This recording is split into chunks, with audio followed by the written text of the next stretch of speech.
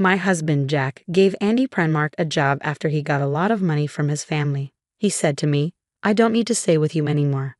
I'm getting $5 million. I don't need you when I have all that money." His words were cold, and it felt like he was ending our marriage after being together for a long time. I felt like I was just in his way, but Jack doesn't know yet about the big secret connected to the $5 million he's inheriting. "Mom, is it true that Grandpa is really sick?"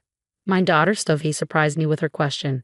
Jack's dad, Ethan, being very sick was supposed to be a secret between Jack and me. "Did you hear that from your dad?" The only one who could have told Sophie is Jack.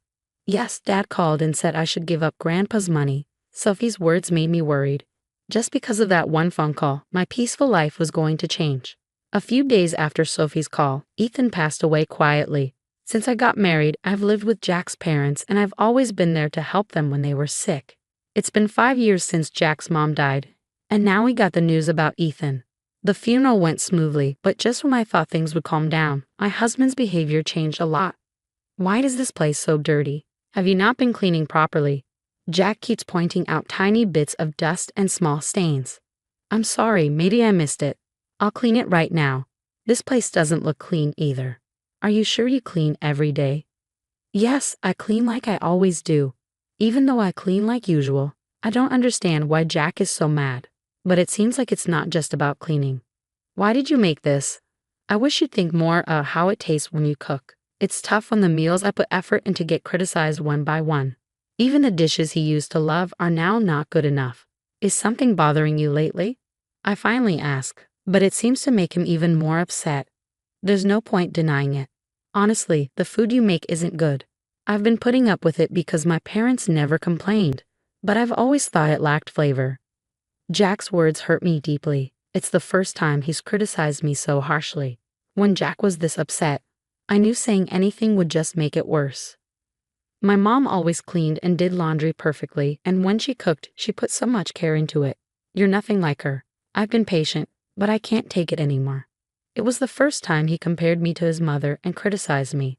All I could do was think hard about myself. "I'm really sorry. I never thought he didn't like my cooking." Jack always used to smile and say it's delicious when he ate. When we first got married, his mom gave me cooking tips. It's hard to believe he always thought my cooking was bland. Tears started to flow. "Do you think crying will change anything?" "Your tears don't mean anything now. Don't cry in front of me. Everything lately just feels so hard." After he said that, Jack suddenly got up and left the house, slamming the door. "Jack, where are you going? Please come back." But he didn't seem to hear me. My head was spinning, trying to understand this sudden change, unable to grasp what had just happened. Until a few months ago, we were a close couple, sharing everything, holding hands, enjoying the little things in life together, and facing small problems as a team. I couldn't understand why we had grown apart. Then, I remembered what Sophie had said during our call. "It's about Grandpa's inheritance." Sophie's voice sounded unsure. That night, Jack came home much later than usual, and I didn't get the chance to ask him about it. Was something going on? Maybe Jack had learned something about the inheritance and didn't want to talk about it. I tried to talk to Sophie about it. Why are they talking about the inheritance while Grandpa is still healthy? She had her doubts about Jack and told me she had shared them with him. "If things stay the same with the inheritance, I'll get everything." Considering Sophie, I think this is the best option. Remembering how Jack had been distant with Sophie lately, I started to have doubts. The thought of Jack taking all the inheritance and leaving me behind made my chest feel tight, and tears filled my eyes again. In my sadness, I noticed the sounds around me more vividly. Just as the room went quiet, the phone suddenly rang loudly. I didn't feel like answering it, but it could be important. Looking at the caller ID, I saw Jack's name, the same Jack who had left earlier. I felt drained, but I didn't want to face any consequences for ignoring the call, so I reluctantly picked up. "What are you doing? Don't make me wait." "I don't have much time," he said in a commanding tone that caught me off guard. He could be stubborn sometimes, but he wasn't the type to yell without a reason. Feeling surprised by his sudden change in behavior, I let out a small sigh, hoping he wouldn't notice. "What's wrong? Is something the matter? I wanted to talk to you about something." "I'll be home soon. Stay there and wait for me." Jack's voice sounded colder than usual lately. I just replied with a quick "okay" and hung up. When I looked at the clock, more than 3 hours had passed since Jack left. I had been crying so much, feeling confused and hurt, that I hadn't noticed the time passing. After a while, I heard the door open and Jack's footsteps. A sweet smell, a body wash we didn't have at home, drifted from him. That unfamiliar scent made the pain in my chest worse. I'm going straight to work. I want to end our relationship. As a thank you, I'll give you $220,000. His words confirmed my worst fears. Even though I had feared it, facing this reality was still shocking. I felt like I couldn't cry anymore. I'm tired of you not taking care of things at home. I want to live peacefully as I get older. Linda had also hoped for a peaceful old age, but it seemed like Jack was the one ruining that dream. Why? My words trailed off as I tried to find something to say. Jack looked at me with a smug smile. Then suddenly, Jack's phone rang with a loud ringtone. It was a tone I didn't recognize, different from his usual one. To me, it felt like this strange sound hinted at communication from someone specific. I'm sorry, but I haven't finished my errands yet. Linda sensed a hint of softness in Jack's voice, different from his usual tone towards her. It felt somewhat gentler and more personal.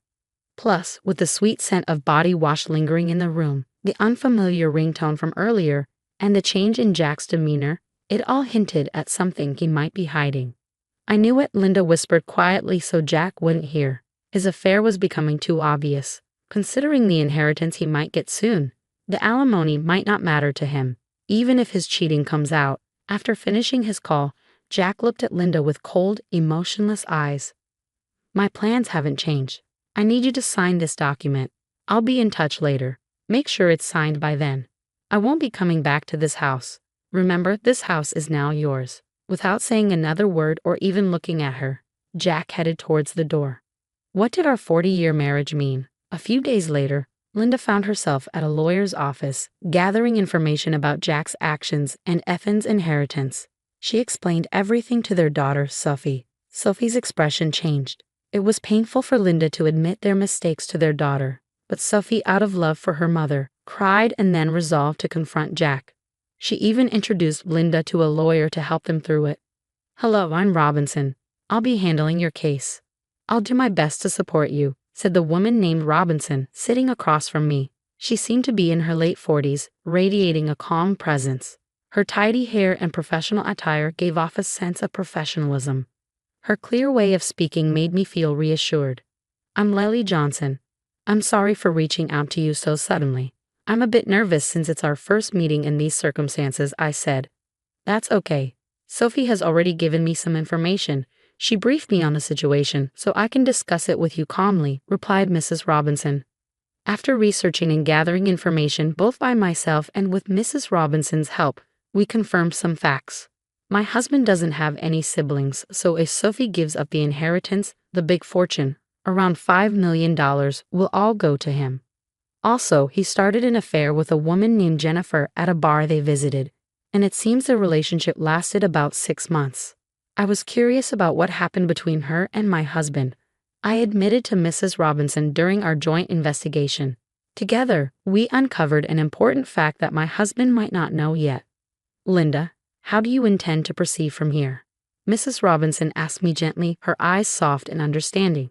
Thank you from the bottom of my heart. I deeply appreciate it, I replied, smiling gratefully at her. After paying the fee for the procedures and exchanging a few words, I quietly left her office. 5 days later, I got a call from Jack on my cell phone.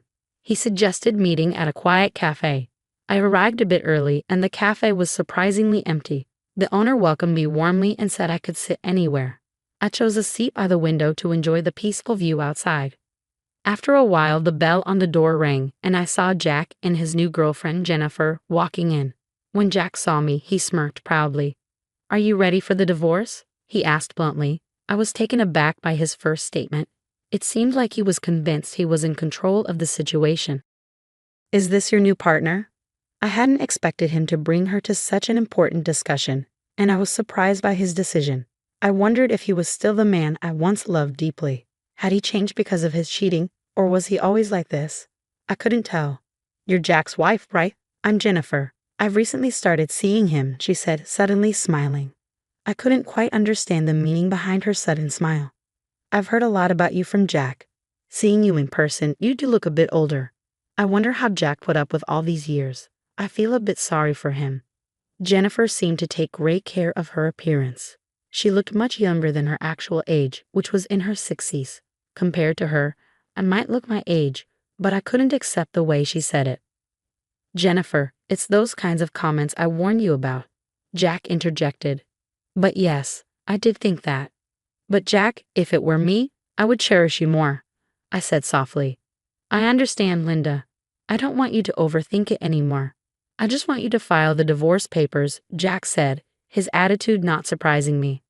Hold on, there's something I need to discuss, I said, noticing a hint of confusion on Jack's face. What do you mean? Is this about your father's inheritance? Is that why, after all these years of marriage, you're making this decision? I wanted to know the truth behind everything. I fail to see how my father's inheritance and you are connected. That's solely my father's affair. I've heard detailed stories about your father's extensive inheritance from Sophie. I know its value. So what? That inheritance isn't for you to claim, Jack retorted. But I'll answer. Actually, more than the inheritance itself, the end of caring for my parents is one of the reasons I want to part ways with you. Just a caregiver role, I couldn't believe Jack saw me only as a caregiver and not the loving wife I used to be. I don't even have the energy to cry. Can we speed this up, Jack? I want to start our new life. Besides, have you still not let go of Jack? Anger and sadness hit me in waves. My hand trembled as I took a deep breath and pulled out the divorce papers. But my name isn't written yet. The situation isn't settled for me to hand them over. You remember promising me the house and money, right? I remembered our conversation clearly. Yeah, I did say that. I'm a man of my word, so I plan to give you the house and money. You say you're kind, but a truly kind person wouldn't just use their wife as a caregiver and then abandon her. So I'm demanding rightful compensation of $30,000 and the rights to the house, I said firmly. What compensation? When we talked about money, it was supposed to be $20,000. You always nitpick at the very end. Your attitude of trying to pay me the absolute minimum is so obvious. But the difference of $10,000 means a lot to me, Jack retorted. So I think $30,000 as compensation is fair. Your girlfriend is Jennifer, right? I thought of claiming from her too, but instead, I want to settle for $330,000. And I intend to sign the divorce papers right here in front of you. Jennifer unexpectedly commented, first suggesting that $30,000 would be okay. Jack, pay it if you're satisfied with it, she added. With Jennifer's statement, Jack finally agreed to the alimony of $30,000. Now we need Jack's signature on the land title change document Mrs. Robinson prepared and the notarized alimony agreement, I said calmly, surprising Jack with my preparedness. We lined up our seals at the designated spot, and Jack smiled as if he anticipated something. So Linda, will you sign the divorce papers right now? He asked. Understood. Here's the divorce paper, I replied, carefully writing my name and firmly stamping it. Jack couldn't hold back his laughter and laughed out loud again. With this, you and I no longer have any relationship. Also, I have something to tell you. Actually, I'm set to inherit $5 million, so I didn't need someone like you. Thanks for the divorce. What a foolish ex-wife you had, letting go so easily for just $30,000. Jack sneered as I left, followed by the loud laughter of Jack and Jennifer echoing. I hurriedly left and headed to City Hall. My only goal now was to complete this procedure as quickly as possible and sever ties with the two of them completely. They might be laughing happily now, but I wondered how long their happiness would last. A month later, I sold the house I received from Jack, prepared for a new life, and decided to live near my daughter Sophie, who planned to start her life near her husband's parents' home. Despite my concerns about Jack's mother living nearby, Sophie's husband warmly welcomed me and was always considerate, which reassured me greatly. My daughter Sophie initially seemed angry at Jack's actions, but when I shared a certain fact with her, her expression completely changed and she smiled brightly. I had a hunch that Jack would soon realize my plan. As evidence, I deliberately didn't change my mobile number. The day my intuition became reality came sooner than expected. From the afternoon, my phone rang repeatedly, and sure enough, it was Jack. He called many times, but at first, I purposely didn't answer. After receiving repeated calls, I finally picked up. Hello, why are you doing this? I couldn't hide my surprise. What's the matter? You called out of the blue. Jack raised his voice. What's the problem? Where are you right now? I thought you might have visited our old house. But in reality, that house had already been sold. Since we've decided to divorce, there's no me for you to be involved with anymore. Where did Sophie go? I can't find her. It seemed he went to Sophie's old house. Of course she wasn't there, and I handled all the information and procedures related to Sophie's husband's family home. So Jack had no way of knowing. He seems to have hit a dead end and contacted me.